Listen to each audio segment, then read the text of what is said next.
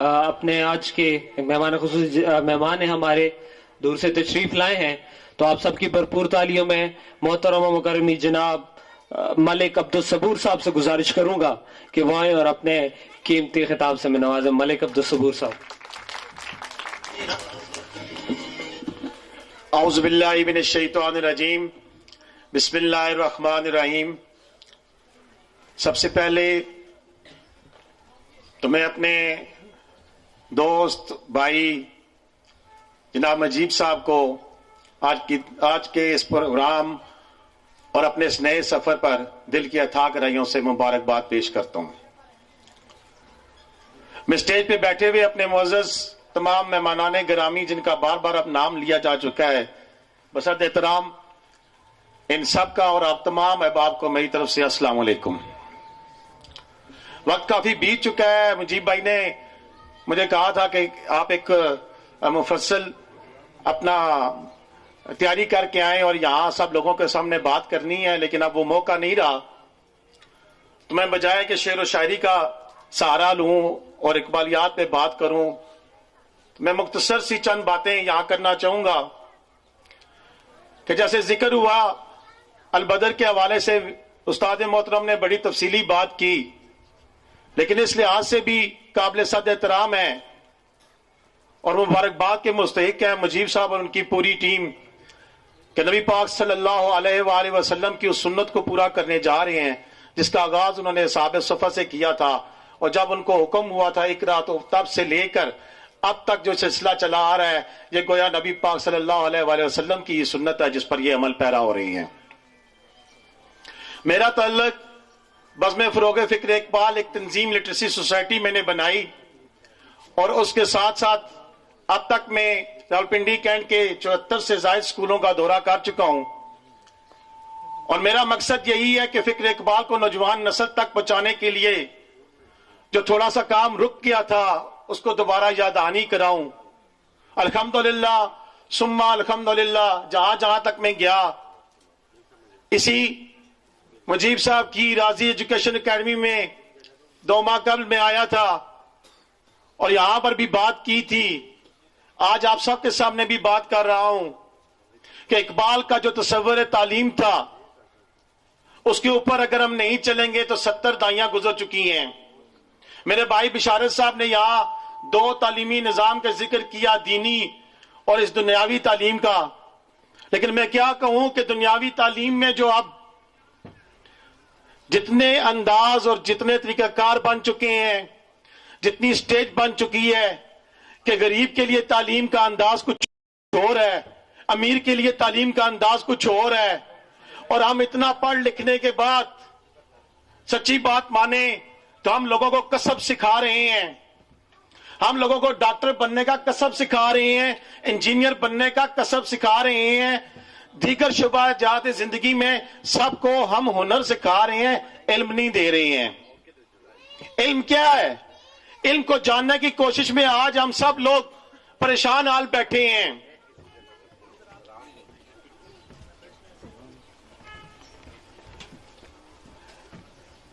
ہم سب لوگ پریشان حال بیٹھے ہیں جب اپنی اولاد کو ایک ڈاکٹر انجینئر کے روپ میں تو دیکھتے ہیں، لیکن جب وہ کسی کے سامنے بات کر رہے ہوتے ہیں تو والدین کا سر شرم سے جھک جاتا ہے، ان کے اندر ادب نام کی چیز ہی نہیں ہے، ان کے اندر احترام نام کی چیز ختم ہو چکی ہے، اخلاقیات کا جنازہ نکل چکا ہے۔ معذرت کے ساتھ ہم آکسفورڈ نے پڑھنا شروع کیا، ہم نے گابا ڈابا ہر تعلیمی نظام کو اپنا لیا، لیکن کیا نکلا؟ میری مجیب بھائی سے اکثر اس بات پہ بحث ہوتی رہی کہ یار کہ ایسا کیا کیا جائے، وہ کیا طریقہ کار اپنایا جائے، جب ساری بحث مباحثہ اور ساری بات کے بعد آخر حل نکلتا تھا تو فقط ایک ہی جانب حل نکلا۔ اور یہ میں مجیب بھائی کو آج اس سفر کا جب آغاز کر رہے ہیں، اور میری بہن جس نے آج یہاں کھڑے ہو کے اپنے باپ کو ٹریبیوٹ پیش کیا ہے، ان سے بھی درخواست کروں گا کہ خدا را اقبال کے کہتے ہوئے کہ اس نے کہا تھا کہ تہذیب، تاریخ اور جدید علوم کو ملا کر جب تک ہم نہیں پڑھیں گے، جب تک ہم اپنی نسل کو اس سے روشناس نہیں کرائیں گے، تو تب تک ہم کسی طرح کامیابی نہیں حاصل کر سکتے۔ تو دیکھ لیں 7 दहाइयां गुजर चुकी, हमारे बाद बांग्लादेश आजाद होता है और आज कहां पहुंच जाता है। हमारा दुश्मन मुल्क भारत, जिसमें लोग पढ़ते हैं और छा जाते हैं, गूगल में जाके देख लें, दुनिया जहान के जदीद तरीन अलूम में जाके देखें, वो सब कुछ वो इंडिया में हो रहा है। और हम हाथ पे हाथ धरे, हमारे जो उनसे हैं वो जितने भी तालीम याफ्ता लोग हैं वो बैठे हुए और नौकरियों की तलाश में सरगर्म अमल है और नौकरियां नहीं मिल रही हैं। क्या वजह है? उसकी वजह है कि हम डिग्रियों के असूल की इस जो रास्ता चल पड़ा था उसमें गामजान हो गए। हमने कोशिश की कि 1000 में से 999 नंबर हमारा बच्चा ले, लेकिन ये नहीं देखा कि हमारा बच्चा वो नंबर किस तरह ले रहा है। वो रट्टा तोतू की बात की गई तो क्या है, हमारा सारा सिलेबस रट्टा तोतू है, वो माजरत के साथ चाहे दीनी हो या दुनियावी हो। हम नमाज में 5 वक्त पढ़ते हैं अल्हम्दुलिल्लाह रब्बिल आलमीन। क्या मतलब पता है हमारे बच्चों को कि हम क्या पढ़ रहे हैं? हम रोजाना की बुनियाद पर 1000 बातें सुनते हैं, बड़े बड़े मोटिवेशनल स्पीकर आते हैं, चंद वक्त के लिए हमारी गैरत जागती है, उसके बाद जब महफिल खत्म होती है तो गुफ्तन नशिस्तन और बर्खास्तन फिर जहां के थे और वहीं के रह जाते हैं। तो क्या करना हमने ऐसे तालीमी निजाम का? क्या फायदा इतने तालीमी इदारे बनने का जब हमने एक बदतमीज कौम पैदा करनी है, जब हमने इखलाकियात से गिरे हुए लोग ही पैदा करने हैं। तो आज जहां मैं ये बात कर रहा हूं तो वहां मैं हल भी देना चाहता हूं आपको। अल्लाह ताला ने हमारे नबी हजरत मोहम्मद मुस्तफ़ा सल्लल्लाहु अलैहि वसल्लम को कुरान पाक जो तोहफा दिया था वो किताब थी। हमने उसे ऊंची ऊंची जगह पर रख कर उस पर गिलाफ चढ़ा कर रख दिया, हमने उसको पढ़ा ही नहीं। मेरे यहां दीगर भी मुख्तलिफ तालीमी इदारों के डायरेक्टर हजरात बैठे हैं जिन तक अब तक मैं पहुंच नहीं सका। इंशाल्लाह करीब मैं आप लोगों के पास भी आऊंगा बिशारत साहब के तवस्सुत से। खुदारा ऐसा इत्माम करें कि प्राइमरी सतह का बच्चों को अरबी सिखाई जाए। कौन रोकता है आपको इस काम करने से? कोई भी नहीं रोकता। अपने अंदर ताकत पैदा करें और फिर प्राइमरी के बाद से लेकर मैट्रिक तक जब बच्चा आपके स्कूल की दहलीज से निकल कर जाए तो वो कुरान पाक एज ए किताब पढ़कर निकला हो। तर्जुमे के साथ उसको कुरान पाक पढ़ाएं। जब वो फिर कॉलेज की दहलीज पे पहुंचेगा तो फिर उसको पता होगा कि मैंने क्या पढ़ना है।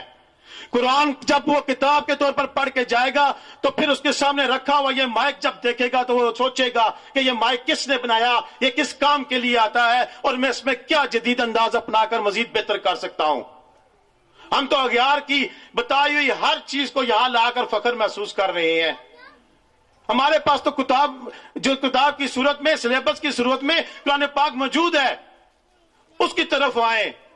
मेरी बातें शायद थोड़ी सी तल्ख हो गई हैं, लेकिन खुदारा अगर हमने अपनी आने वाली नस्ल को संवारना है, अगर हमने अपने इस दुनिया में आने का मकसद समझना है कि अगर फकत इबादत कराना मकसूद होती तो रब के पास फरिश्ते बहुत थे जो दिन रात उसकी इबादत में मसरूफ मन रहे हैं।